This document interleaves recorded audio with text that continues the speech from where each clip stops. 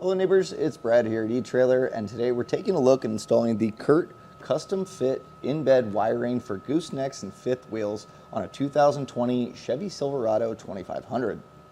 Now our customer just added rails and a fifth wheel B&W Patriot in the back of his truck, and when hooking up to his RV, having to plug in and wrap it over the tailgate can kind of be cumbersome. So if you can have your wiring right here in bed, it makes it a lot easier to hook up and it keeps your wires nice and tucked in.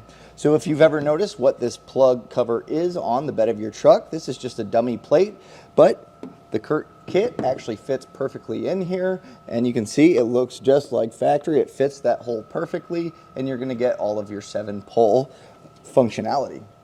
It's going to offer all the same functions as you would the 7-pole on the back of the truck, and the reason being is it just simply creates a jumper to that, and so you're really just plugging it in here, mounting it up, and then plugging it into your factory 7-way.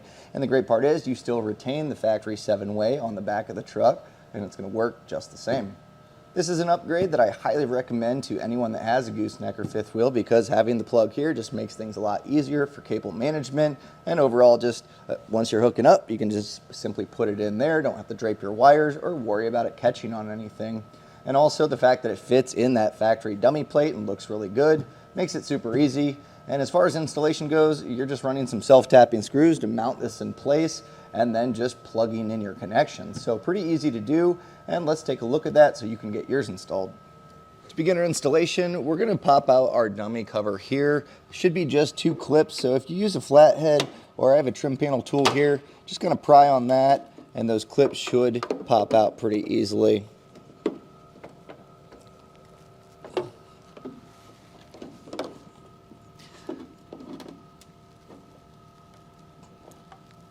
There's a little bit of resistance, but we can see we can kind of work here and get this popped out. So the clips popped off, but we're not going to be reusing those, so we can set this aside.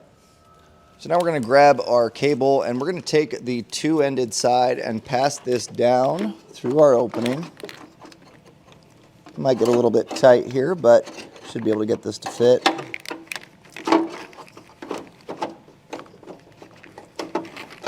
And then we can feed down our excess wire loom. So we get to just having this right at this area. Now we're going to go ahead and take our bracket as well as our plug end and get this all in place. Now we are going to be drilling this in, so what we'll do is we'll kind of feed this on here.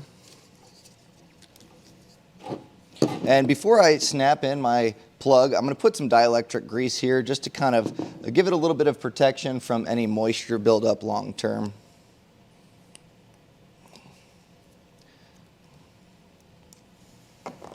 And now we'll just take this, line it up with the snap, and push that in until it clicks. So at this point, we're going to lay this out. You can see this slides through our bracket, and our holes are going to line up nice and easy, and this is going to fill that spot where we had our dummy plug. We may need to rotate it to kind of get the plug to fit in there.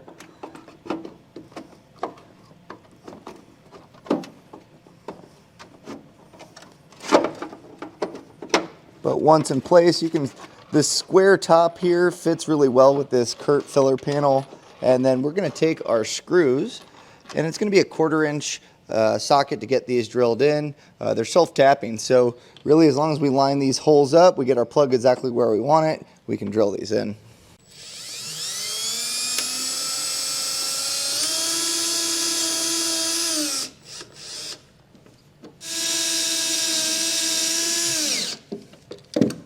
Now we're going to want to go to our factory 7-way plug, and it has a little locking retainer clip, so you're going to want to slide that out, and then you can push on the tab to get this to separate.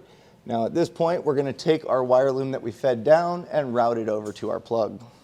And we have plenty of extra wire loom, so what I did is I just kind of route this a nice clean way to where it's going to stay out of the way of the spare tire and just kind of tuck up. So I just kind of wrapped it around the hitch. We can come back later with the zip ties included and make that connection, but pretty easy here. We're just going to plug our male end into the factory female, and again I'm going to put some dielectric grease on all our connections here.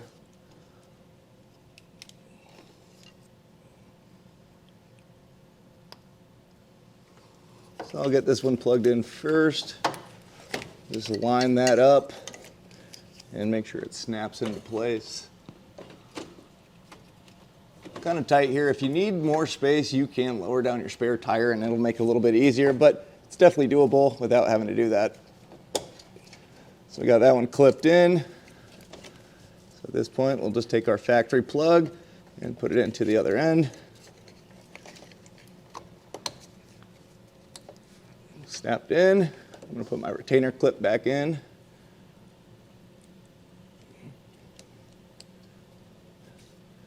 And then all we need to do is zip tie up the rest. And in the kit, they include zip ties, so I'll get this cleaned up. Now that we have everything plugged in and zip tied up, all that's left to do is test it before hitting the road. And we're using a 7-pole tester. We have a big box here, but there's also an LED version available here at eTrailer that gives you a quick light up of the light sequence to make sure that they're all working. Now, if you don't have any of these, you can hook up to your fifth wheel and run through the light sequence on your truck while connected and just check the lights on the RV. So I'm gonna hop in the truck and we'll run through them. So starting off, I'll do my running lights.